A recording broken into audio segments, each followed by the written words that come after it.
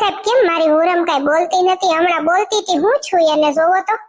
એમની છે ને હાલત બહુ સિરિયસ છે, અત્યારે બાટલો સડાવ્યો છે, ધબકારા ઓછા થઈ ગયા છે, એટલે હવે આમાં હું શું કહી શકું તમને કયો, હુરમને ચાન્સ બહુ ઓછા છે એને બચવાના. પ્લીઝ હું તમને બધાને રિક્વેસ્ટ કરું છું, પાસે કોઈ રોતા નહીં, એને કોઈ નેગેટિવિટી ન ફેલાવતા અને એને કોઈ બોલાવતા નહીં.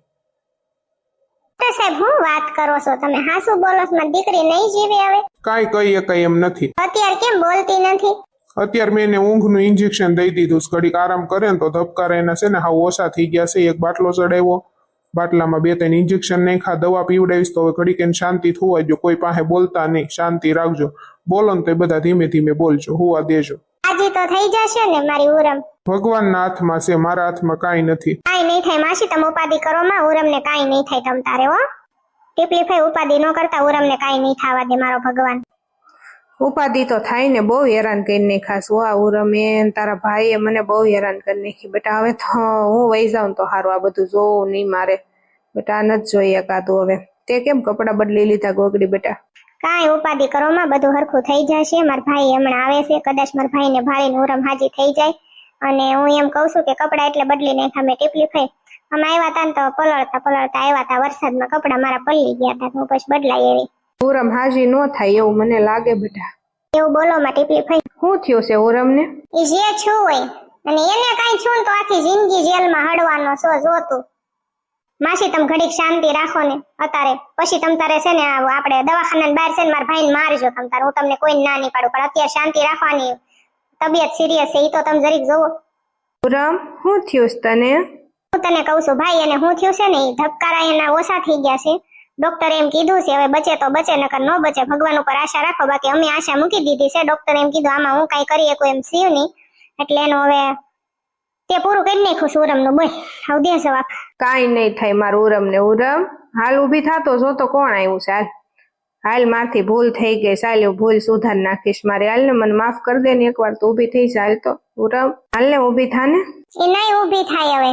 એવું બોલો માં મારા ઉરમ ને કાંઈ હું નહીં થવા દઉં. હાલ તો ઊભી થાતો, હાલ તો ઊભી થાતો મારી જાન. હાલ તો ઊભી થાતો. હાલ તો તાર શું ખાવું છે? પછી આપણી છોકરી, આપણે આરે જિંદગી જીવવાની છે. હાલ તો ઊભી થાતો. આવી ગયા તમે? ક્યાં વહી ગયા તમે મૂકીને?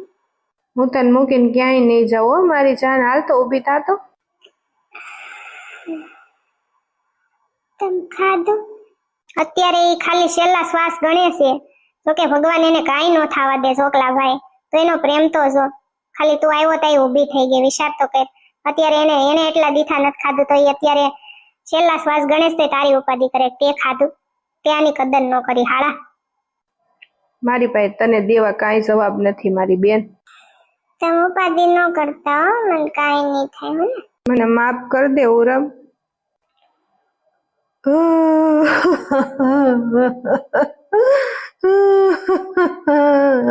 મને બહુ મારી ભૂલનો પસ્તાવો થાય છે, મને માફ કરી દે.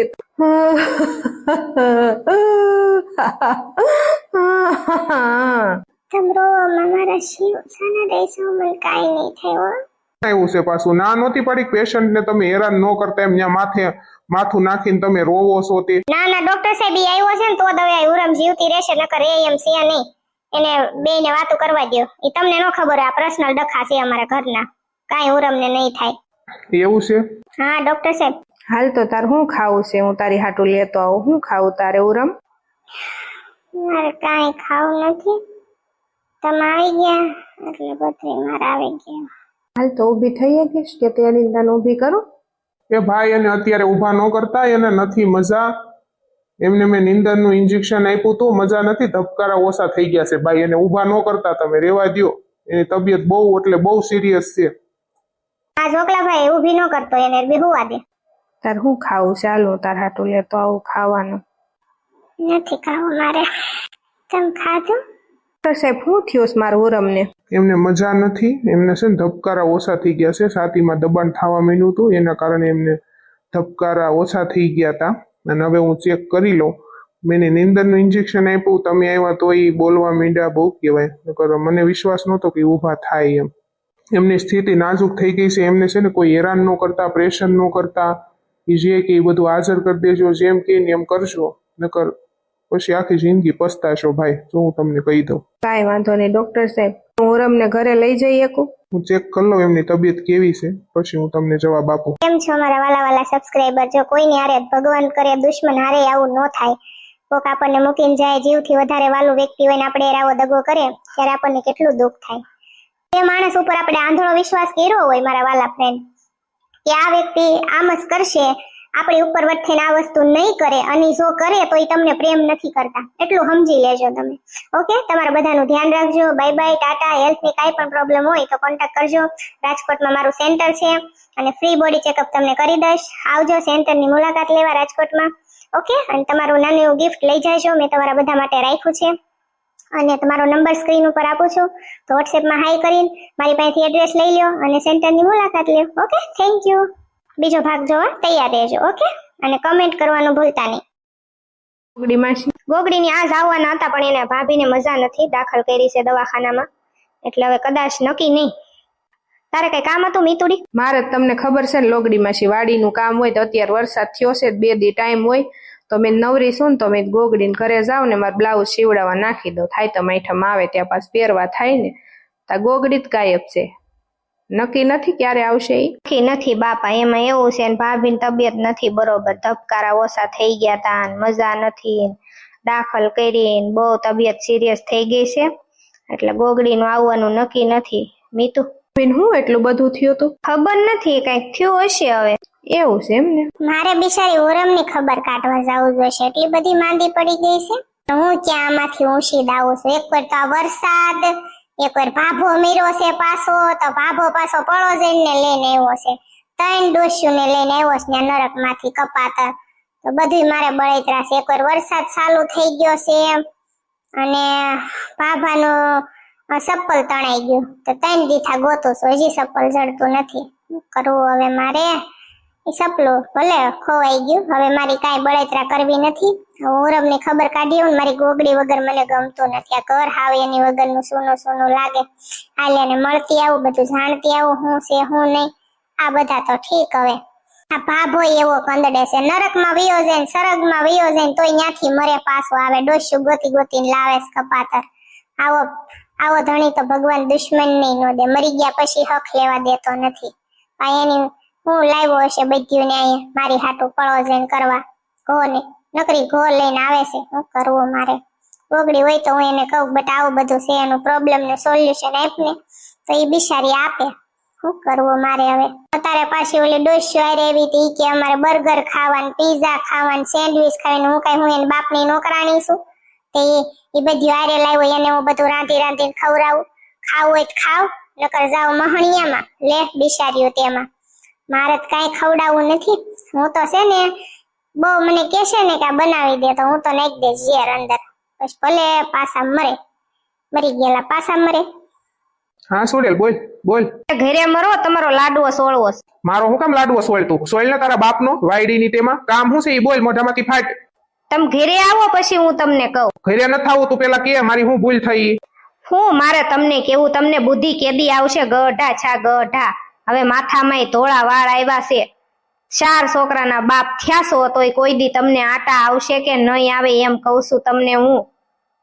બુદ્ધિ છે કે નથી તમારામાં? કાંઈ આટો નથી. 50 રૂપિયા મેં છોકરાને મેં કીધું હું કઈક ભાગ લઈ દઈશ, નિશાળે મૂકવા જાતી હતી, તે છોકરાને મારે ભાગ લઈ દેવો, તે 50 રૂપિયા હું ગોતતી હતી, તો ઓલો કે ઝીણ્યો નાનો છોકરો કે મારો બાપ લઈ ગયો કે 50 રૂપિયા. મારો બાપ મારે કઈ માથામાં ધોળા વાળ નથી. કાળા કઈ નાખા પડી થી 50 રૂપિયા હું કામ છોકરાના ભાગના લઈ ગયા? ઈ મને ચો તમે. તો મારી ઉપર રાયડું નાખમાં. મારે એમાં એવું હતું, એક ભાઈબંધ મને કે મારા છોકરા ભૂખ્યા છે, ઘરે બકાલું લેવાના પૈસા નથી, તે હું એને 50 રૂપિયા દઈ આવ્યો. મારો ભાઈબંધ ગયો તેલ લેવા, મારા છોકરા અત્યારે ભાગ વગેરેના બિચારા નિશાળે જાય, આખો દી બિચારાને કાઢવાનું, ને બધા છોકરા ભાગ ખાતા હોય, મારા છોકરા હું વાહર ખાય? બુદ્ધિ નથી હાળા. આવો ક્યાંય બાપ દુનિયામાં ભગવાન કોઈ પરજાને ન દે. પણ તારો બાપ અહીંયા સ્પીકર ચાલુ છે, તને ખબર તો છે મારો ફોન બગડી ગયો છે, બધા તારા બાપ સાંભળે, મારી આબરૂ હું કાઢશો, બધા અહીંયા બેઠા છે. તો ઘરે મરો, હાલો પછી તમને બધું કહું. આજ તો તમારો લાડવો સોળી નાખવાનો છે. હા હાલ મરું છું ઘરે, હાલ પછી મને મારજે બીજું. બધા સુધરશે પણ અમારો ઝોંગો નો સુધરે. શિબરીમાં છે, હાલો હું જાઉં, ગોગડી આવે મને જરી કે. હાલો હું વહી જાવ હવે, ઝોંગાનો બકવા સાંભળો ને મગજ ફરી ગયો. હોઈ જા બટા આવે તું. હા હુઈ જા જા. ગોગડી વરસાદ જેવું થઈ ગયું છે કા? હા ગોગડા હમણાં વરસાદ આવશે. ગોગડી હું તને એક વાત પૂછું, હાચો પ્રેમ કોને કહેવાય? હાચો પ્રેમ એને કહેવાય મારા ગોગડા કે એની વગરનું આપણને ગમે નહીં. આપણે જેને પ્રેમ કરતા હોય એની વગરનું ગમે નહીં, એની હારે વાત કર્યા વગર નો ગમે, એનું મોઢું જોયા વગર નો ગમે આપણને, એને પ્રેમ કહેવાય. પછી આપણે ગમે એટલો ગુસ્સો કરવી, ગમે એટલી દાશ કરવી તો આપણો ગુસ્સો સહન કરી લે, એ જ આપણા પ્રેમનો હકદાર હોય ગોગડા. અને હાચો પ્રેમ એને કહેવાય મારા ગોગડા કે મેં તમને કીધું હોય ગોગડા કે આ વસ્તુ મને નથી ગમતી, આ વસ્તુ નો થાવી જોઈએ, તો વારંવારી થાય ને તો તમે મને પ્રેમ જ ન કરતા હોય. બરોબર છે? બાકી તમે સમજદાર છો, હું તમને શું કહેવા માંગુ છું નહીં. મને એટલી ખબર પડે જ્યાં આપણી કદર ન હોય, આપણું માન ન હોય ને ત્યાં પછી આપણે રહેવામાં મજા નથી. બરોબર? જે વસ્તુથી નફરત જ છે એ વસ્તુ વારંવાર થાય તો પછી ત્યાં પ્રેમ કાંઈ ન હોય, ત્યાં બધો વેમ હોય ગોગડા. એ બધું મને નથી સાંભળો, બહુ વરસાદ આવ્યો, હાલ આપણે બે નાવી, મજા આવશે આજ નાવાની. હા હાલો ગોગડા નાવી આપણે બે. ગીત ગાતો ગોગડી. आजा मेरी माही तेरी याद आ गई, हल्की हल्की सी बरसात आ गई, हल्की हल्की सी बरसात आ गई. વાહ વાહ ગોગડી, હાલો નાવી.